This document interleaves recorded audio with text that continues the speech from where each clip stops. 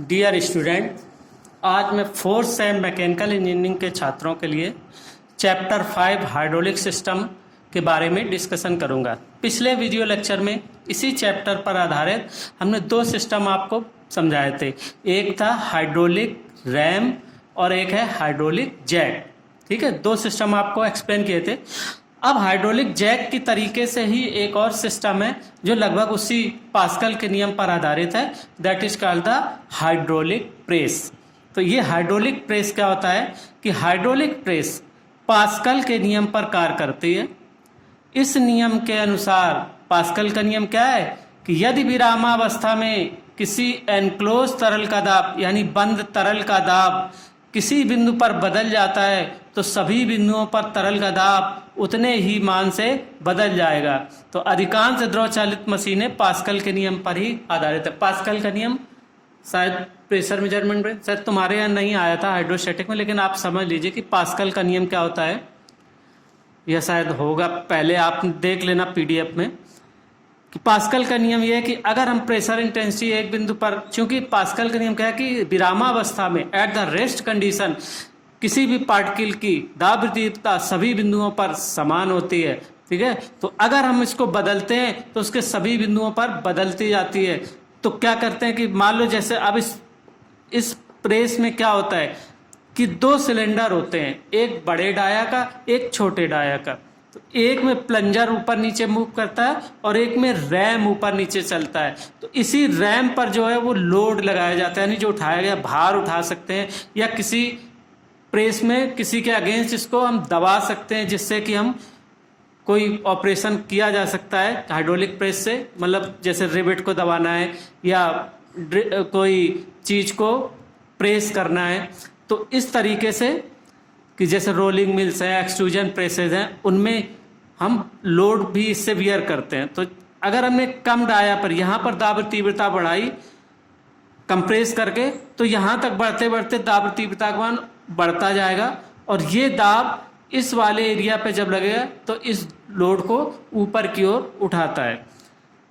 तो यानी ऑलमोस्ट सारी द्रव चालित मशीनें पास्कल के नियम का ही पालन करती हैं। यानी कि क्या होता है कि यदि विरामावस्था में किसी क्लोज तरल का दाब किसी बिंदु पर बदल जाता है तो सभी बिंदुओं पर तरल का दाब उतने ही मान से बदल जाएगा। तो अधिकांश द्रव चालित मशीनें इसी नियम पर आधारित हैं। तो देखो अब ये क्या होता है, प्रेस इस मशीन की सहायता से कम बल लगाकर अधिक भार उठाया जा सकता है। ठीक है, या अधिक बल लगाया जा सकता है किसी चीज में अगर हमें कोई वर्क करना है तो अब देखो इसका वर्किंग प्रिंसिपल क्या है कि यहाँ पर आप चित्र देख रहे हैं। इस प्रेस के अनुसार चित्र में दिखाए, इस प्रेस के अनुसार इसमें दो स्थिर सिलेंडर होते हैं, जिनमें एक सिलेंडर बड़े व्यास का और एक सिलेंडर छोटे व्यास का।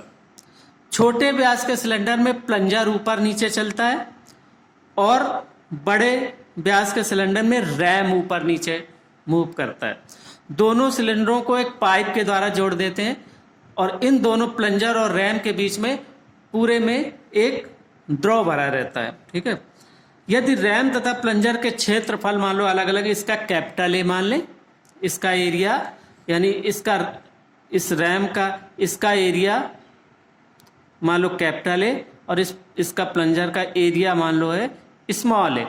ठीक है, और रैम पर रखे बाद डब्लू को उठाने भर के लिए प्लंजर पी पर ये एफ फोर्स हम लगाते हैं। ये फोर्स नीचे की ओर लगाते हैं, इसमें ऐसे फोर्स। अब इस फोर्स को लगाने के लिए भी क्या करते हैं हम और आसानी, जिससे कि हमें खुद मैनुअली प्रयास कम लगाना पड़े और यहाँ फोर्स ज्यादा लग जाए, तो इसके लिए क्या करते हैं हम इसको एक लीवर पर हिंज कर देते हैं, यानी इसको यहाँ ओ बिंदु पर हिंज कर देते हैं। अब हम जब प्रयास लगाएंगे तो क्या होगा कि लीवर का कुछ जो सिद्धांत होता है क्या होता है कि भार बटे प्रयास यानी F/P बराबर होगा प्रयास भुजा capital L upon small l भार भुजा। यानी हिंज से जो भार लगाते हैं वहां तक की दूरी को कहते हैं भार भुजा, और जहां से हम प्रयास लगाते हैं मैनुअली फोर्स लगाते हैं उसको कहते हैं प्रयास भुजा। ये मैकेनिक्स में आपने पढ़ा होगा, अप्लाइड मैकेनिक्स में लीवर का सिद्धांत होता है।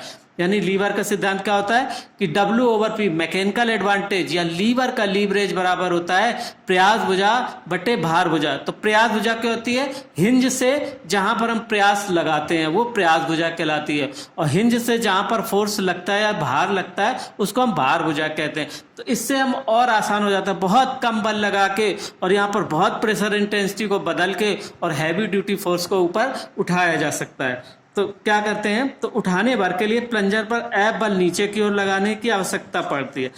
तो क्या कर होगा, तो उस केस के क्या होगा कि देखो हाइड्रोलिक रैम के नीचे दाब तीव्रता, अब देखो रैम का क्षेत्रफल है एरिया, इस पे भार W है, तो यानी यहाँ पर जो प्रेशर फोर्स होगा वो किसके बराबर होगा, W के बराबर। तो प्रेशर इंटेंसिटी P बराबर क्या होगी, W अपॉन कैपिटल A, यानी प्रेशर इंटेंसिटी होगी यहाँ पर W अपॉन A। और प्लंजर के नीचे दाब तीव्रता क्या होगी, क्योंकि प्लंजर जो है एरिया A है स्मॉल a, तो यहाँ पर भी दाब तीव्रता क्या होगी, यहाँ पर हम फोर्स लगा रहे हैं F, तो यहाँ पर क्या होगा कि ये होगा प्रेशर फोर्स बराबर होगा W के, और यहां पर प्रेशर फोर्स क्या होगा, प्लंजर के नीचे प्रेशर फोर्स बराबर होगा F के। तो अब इसका एरिया है स्मॉल ए, तो प्रेशर फोर्स F है, एरिया है, तो प्रेशर इंटेंसिटी क्या हो जाएगी, दिस P इक्वल टू हो जाएगी F अपॉन A, और दिस P इक्वल टू हो जाएगी W अपॉन A। ठीक है, तो पास्कल के नियम के अनुसार क्या होगा, तो यही है, तो कि प्लंजर के नीचे दाब तीव्रता F अपॉन A और रैम के नीचे दाब तीव्रता कैपिटल W अपॉन A। ठीक है, ये हमने PDF भेजा हुआ है, आप इसमें थोड़ा सा करेक्शन कर लेना। यहाँ हमने P लिखा होगा तो स्मॉल p लिखना है, ये दाब तीव्रता है। कैपिटल P को हमने यहाँ पर प्रयास एफोर्ट माना है। ठीक है भाई, इसको पलट के सही कर लीजिएगा सभी लोग। तो अब हम क्या करते हैं कि पास्कल के नियमानुसार क्या होगा कि F अपॉन A बराबर W अपॉन A बराबर स्मॉल p। तो या F बराबर, यानी जो प्लंजर पर लगा फोर्स क्या होगा, F बराबर W into A upon A। अब देखो W into A upon A, तो ये फोर्स जब हम लगाएंगे तो अब क्या होता है कि अब यहाँ मैकेनिकल एडवांटेज क्या हुआ कि जो फोर्स हमने प्लंजर पर लगाया है और ये फोर्स ऊपर उठा है, तो लगाया गया बल बटे मतलब उठाया गया भार बटे लगाया गया प्रेस, इसको कहते हैं मैकेनिकल एडवांटेज। यानी this is called the mechanical advantage, और this is equal to W upon A बराबर A अपॉन A। एक समीकरण ये बन गया। ठीक है भाई, एक समीकरण ये था कि F अपॉन A बराबर W अपॉन A बराबर small p, W upon F mechanical बराबर A upon capital A upon small a। अब देखो अधिक यांत्रिक लाभ प्राप्त करना है, तो हमने अभी कहा था कि इसको हम एक हिंज से सपोर्ट कर देते हैं, यानी इसमें एक लीवर के सिद्धांत का काम करते हैं। तो एक मशीन और काम करने लगी, एक लीवर काम कर रहा है, तो अब इसके द्वारा जो F फोर्स लगाते हैं इसके लिए हमें प्रयास बहुत कम लगाना पड़ेगा। हल्का सा प्रयास लगाएंगे तो जितना डिजायर्ड फोर्स है वो लगेगा, और उसके अकॉर्डिंगली एरिया इसका आतेगा तो उतना ज़्यादा यहाँ पर प्रेशर फोर्स लगेगा। ठीक है भाई, तो इसके लिए हमने क्या किया, O पर हिंज कर दिया। तो अब हम F के उसका गुण लेंगे, तो F इंटू स्मॉल एल बराबर P इंटू कैपिटल एल। वही अभी हमने बताया था ना कि F अपॉन P बराबर कैपिटल L अपॉन L। तो अब 1 और 2 से, यानी ये इस समीकरण 1 से और ये 3 से हम ये लिख सकते हैं। ठीक है, कि W into A upon A, F बराबर W A अपॉन A था, F बराबर W A अपॉन A, ये समीकरण 1 था, तो उसकी जगह हमने रख दिया और P into L upon L कर दिया। तो उठाया गया भार W का मान, चूंकि अब यांत्रिक लाभ बराबर होता है W अपॉन P, तो अब W बराबर P into L upon L into A upon A। और इस L अपॉन L को अभी हमने चेक में बताया था कि इसका लीवर का गुणांक भी हमने स्मॉल m भी मान लेते हैं इसको। तो इस तरीके से अब मान लो एरिया इनका दोनों के डाया अलग अलग है, इसका कैपिटल D है, इसका स्मॉल d, तो हम एरिया की जगह डाया भी लिख सकते हैं कि यानी उठाया गया जो भार होगा, हमारा मेन पर्पज है जो ये भार कितना उठाया जाएगा, तो ये उठाया गया भार कितना हो गया, P into L upon L into D capital D upon small d का स्क्वायर जहाँ पर L/L को एक गुणांक मान लेते हैं कांस्टेंट, क्योंकि ये हम लीवर जो लगाएंगे वो लीवर कांस्टेंट है, ये तो फिक्स होती है, कितनी दूर पर इसको हम इंजेक्ट करेंगे और कितना इसको, तो ये जितना भी रिक्वायर्ड फोर्स चाहिए उसके हिसाब से लीवर को डिजाइन कर लेते हैं, तो ये M भी आ जाता है। ये हमने कल जैक में भी बताया था। तो यहाँ पर L/L लिख दो, चाहे स्मॉल m भी लिख सकते हो। तो अब क्या होगा कि ये जो वैल्यू होगी ये तो आइडियल है प्रिंसिपल के हिसाब से, लेकिन घर्षण के कारण कुछ प्रयास भी नष्ट हो जाता है। जो हम प्रयास लगाते हैं, फोर्स लगाते हैं प्लंजर पे, वो कुछ नष्ट हो जाता है। तो उठाया गया भार जो, मान लो इसकी दक्षता ईटा है, तो W बराबर eta into P into L/L D/D का स्क्वायर। तो ये कंप्लीट प्रेस का वर्किंग प्रिंसिपल है, यानी हाइड्रोलिक प्रेस का जो वर्किंग प्रिंसिपल है ये है आपका। ठीक है भाई, तो ये आपका तीसरा जो सिस्टम था हाइड्रोलिक प्रेस। अब एक सिस्टम आता है, चौथा सिस्टम है हाइड्रोलिक ब्रेक। ठीक है भाई, हाइड्रोलिक ब्रेक।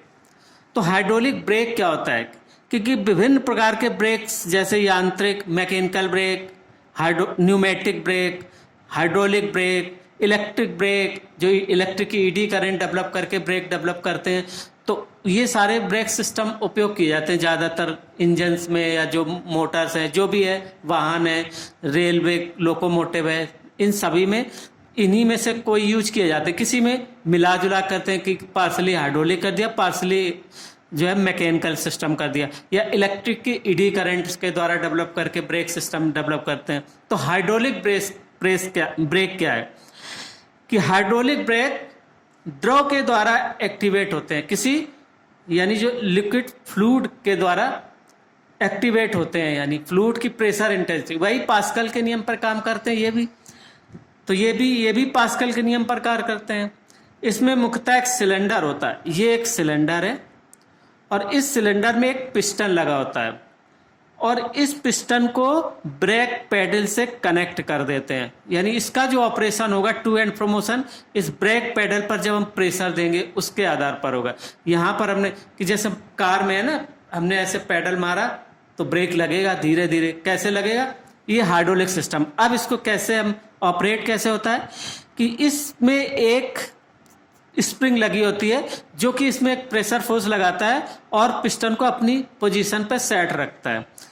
अब इस सिलेंडर को एक पाइप के द्वारा हम दो पिस्टन से कनेक्ट कर देते हैं, जो कि ब्रेक शू से कनेक्ट होते हैं और ब्रेक ड्रम पर ही लगे होते हैं। ब्रेक ड्रम पर ही बेसिकली हमें ब्रेक लगाना है, तो ब्रेक ड्रम पर लगे होते हैं। यानी एक स्प्रिंग लगा, पहले तो सिलेंडर में एक स्प्रिंग लगा होता है जो पिस्टन पर बल लगाकर पिस्टन को दाईं तरफ बनाए रखता है, यानी स्प्रिंग फोर्स लगाए रखता है, और ये पिस्टन दाईं तरफ सेट रहता है। ठीक है, अब मुख्य सिलेंडर को एक पाइपलाइन, इस पाइपलाइन के माध्यम से व्हील सिलेंडर से जोड़ देते हैं। जो दो व्हील होंगे उनसे हम जोड़ देंगे, जो ब्रेक शू से संबंध रखते रहते हैं। यानी जो व्हील जो है वो ब्रेक शू, ये ब्रेक शू हैं, ये वाले ये ब्रेक शू हैं, ये जब इसमें दबाव लगाएंगे तब ये व्हील रोकेगा। तो ब्रेक शू की बाह्य सतह पर एक घर्षण की लाइनिंग भी लगा देते हैं, जिसको ब्रेक ड्रम के विरुद्ध दबाकर ब्रेकिंग प्राप्त की जाती है, यानी ब्रेक लगाया जाता है। इसको ऐसे दबा के जब ये ऐसे शू दबेंगे तो ये जो व्हील घूम रहा है ये रुकने लगेगा। ऐसे इस पे भी जो ये जब ऐसे दबेंगे, ठीक है, अब ये दबेंगे कैसे, जब ये पिस्टन मूव करेगा ये फैलेंगे ऐसे, तो दबा प्रेशर देंगे। वो कैसे होगा, जब फ्लूइड इस डायरेक्शन में आएगा हाई प्रेशर फोर्स डेवलप होगा, है ना। तो ये जो ब्रेक शू हैं आपस में पिवोट रहते हैं और आपस में एक स्प्रिंग से जुड़े रहते हैं दोनों शू। अब जब वाहन गति में होता है तो सभी अंग, सारे पार्ट जो हैं अपनी समान अवस्था में बने रहते हैं। जब मूव कर रहे हैं तो समान अवस्था में चल रहे हैं। अब गति को घटाने अथवा समाप्त करने के लिए ब्रेक पैडल को दबाया जाता है। यहां से हम जैसे ब्रेक पैडल को ऐसे दबाएंगे तो पिस्टन बाईं ओर चलेगा, है ना, जिससे मुख्य सिलेंडर का पिस्टन बाईं तरफ चलता है तथा सिलेंडर में भरे द्रव को दबाता है, जिससे सारे सिस्टम का द्रव दाब बढ़ जाता है। जब ये इसको दबाएगा तो ये लिक्विड कंप्रेस होगा और इस पूरे सिस्टम का दाब बढ़ जाएगा। तो ये यहाँ पर भी पिस्टन पर, इन पिस्टन पर भी दाब लगाएगा, और इसके कारण क्या होगा कि जिससे दोनों पिस्टन पर बाहर की ओर दाब पड़ता है, जिससे ब्रेक ड्रम के विरुद्ध ब्रेक शू दाब लगाता है और ब्रेक ड्रम तथा ब्रेक लाइन के मध्य उत्पन्न घर्षण के कारण पहिए का वेग कम हो जाता है। यानी जब ये ब्रेक शू दबाएगा, इन दोनों को तेजी से दबाएगा ऐसे, तो ये घर्षण लगेगा, तो ये जो ड्रम है और इससे जो कनेक्ट पहिए हैं वो रुक जाएंगे, मतलब घर्षण के कारण उनका जो गति है वो कम हो जाएगी। जब ब्रेक पैडल से दाब हटाया जाता है, अब यहां से हमने दाब हटा दिया, जैसे हटा दिया तो पिस्टन फिर अपनी वापस कंडीशन में दाईं ओर आ जाएगा और यहाँ पर जो हाई प्रेशर था वो फिर सामान्य हो जाएगा और ये यहाँ से जो दबाए हुए थे ये फिर रिलीज होके अपनी नॉर्मल अवस्था में आ जाएंगे और फिर गति होने लगेगी, जिससे सिलेंडर में पिस्टन के बाईं ओर तरफ घट जाता है और ब्रेक शू में लगे स्प्रिंग द्वारा ब्रेक शू अपनी पूर्व अवस्था में आ जाता है तथा ब्रेक शू तथा ब्रेक ड्रम का संपर्क समाप्त हो जाता है और सभी अंग पूर्व अवस्था में फिर से आ जाते हैं। ठीक, यानी अगर ये ऐसे चित्र आपको याद रखना है, चित्र से समझेंगे तो क्या होगा, तो जैसे हम यहाँ पर पैडल पे दाब देते हैं, प्रेशर देंगे तो पिस्टन बाईं ओर चलेगा। जब बाईं ओर चले जाएगा तो यहाँ पर जो भी द्रव भरा हुआ है इसमें हाई प्रेशर पर आ जाएगा, यानी हाई प्रेशर फोर्स डेवलप होगा और ये हाई प्रेशर फोर्स के कारण ये पिस्टन पर भी हाई प्रेशर लगेगा।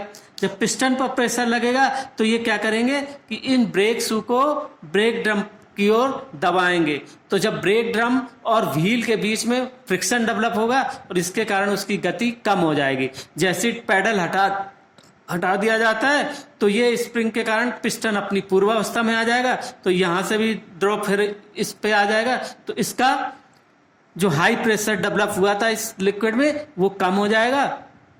जब कम हो जाएगा तो फिर ब्रेक शू अपनी पूर्वावस्था में आ जाएंगे, सारे पार्ट अपनी पूर्वावस्था में आ जाएंगे और वाहन फिर उसी तरीके से गति करने लगा। तो this is called the hydraulic brake system.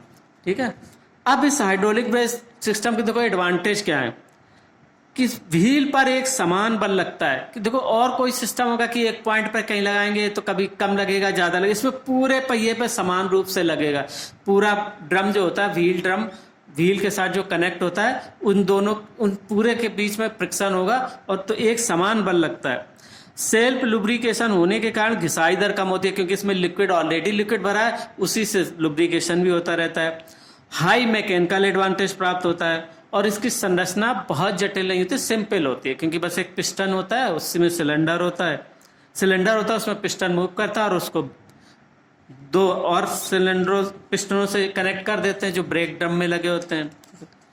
बस डिसएडवांटेज इसका क्या है, अगर लिक्विड लीक होने लगा, लीकेज अथवा एयर सक होने की दशा में सिस्टम काम नहीं करेगा, क्योंकि प्रॉपर प्रेशर डेवलप नहीं होगा, या तो लीकेज हो रहा है या फिर एयर आ जाएगा लिक्विड और उसके बीच में, तो फिर जो है सिस्टम काम नहीं करेगा।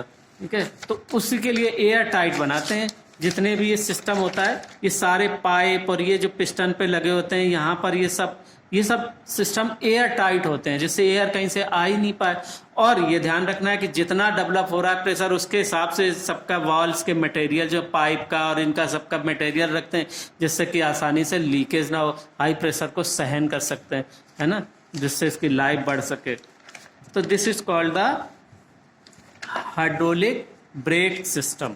ठीक है भाई, तो अब आपने क्या क्या समझा हाइड्रोलिक। अब इसको देखो, इसी पीडीएफ में हमने चित्र भी बना के दिया है। आप अच्छे से एक बार चित्र अगर समझ गए और चित्र के हर पार्ट के बारे में समझ गए तो इसको आप आसानी से लिख सकते हैं। आपको फंडा क्लियर होना चाहिए बस कि कैसे इस वर्क करता है हर पार्ट का। कि ये प्रेशर देता है तो पिस्टन मूव करता है बाईं तरफ, तो ये लिक्विड में हाई प्रेशर डेवलप होगा, हाई प्रेशर डेवलप होगा तो ये पिस्टन के ऊपर प्रेशर अप्लाई करेगा, पिस्टन के ऊपर प्रेशर अप्लाई करेगा तो ये स्प्रिंग खींचेंगे, तो ये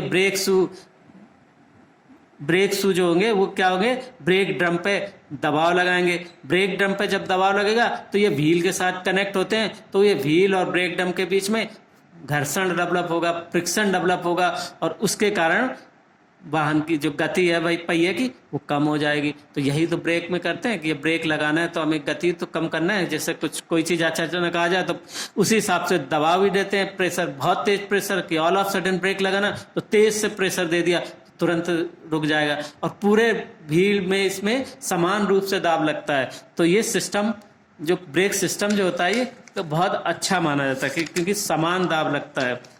बस केवल डिसएडवांटेज ये है कि अगर एआर आ जाए तो प्रेशर डेवलप नहीं होगा तो काम नहीं करेगा, या कहीं से लीकेज हो जाए तो फिर काम नहीं करेगा। ठीक है भाई, तो उसको हमें अवॉइड करना है। तो अब आप देखो, आपने क्या पढ़ा, देखो हाइड्रोलिक प्रेस भी हाई, जब बहुत भारी वजन को उठाना है या कहीं पर हाई प्रेस फोर्स लगाना है, कोई वर्क डन करना है, जैसे कहीं कहीं रिवेटिंग करनी है, हैमर इफेक्ट करना है, या कहीं एक्सट्रूजन करना है, ठीक है, किसी के अगेंस्ट दबाना है, तो हाइड्रोलिक प्रेस का उपयोग करते हैं। वहाँ भी क्या, वो भी पास्कल के नियम पे काम करता है कि प्रेशर इंटेंसिटी बदल दें तो सारे पॉइंट की बदलती जाएगी, तो एरिया कम ज़्यादा करके हम कम फोर्स लगा के अधिक भार उठा सकते हैं। हाइड्रोलिक जैक का यही सिस्टम था, जब थोड़ी दूरी तक उठाना है कुछ भार, तो उसमें भी यही सिस्टम होता है कि उसको जो पास्कल का नियम का उपयोग करके हम उसको भी यूज कर सकते हैं। तो आपके 4 सिस्टम हो गए, hydraulic ram, hydraulic jack, hydraulic press and hydraulic brake. अब 2 सिस्टम और आपके रह गए, hydraulic accumulator and automatic hydraulic door closer, है ना। जो डोर क्लोजर आपने देखा होगा, अपने आप दरवाजा पुश किया और वो अपने आप बंद हो जाता है। इन दोनों को और एक्सप्लेन करेंगे और इन्हीं पे बेस्ड थोड़ी 2-4 न्यूमेरिकल प्रॉब्लम, तो ये हम आपको अगले वीडियो लेक्चर में बताएंगे। तो अगले वीडियो लेक्चर में ये चैप्टर फिनिश हो जाएगा, ठीक है। तो अब आप अपनी उसी हिसाब से तैयारी करें और इस वीडियो को देखने के बाद और पीडीएफ को पढ़ें तो आपको और क्लियर हो जाएगा। और इसके बाद हमें कमेंट बॉक्स पे आप अपना लाइक या जो भी कमेंट है, जो दिक्कत है वो भी लिख सकते हैं, ठीक है। Okay, thank you.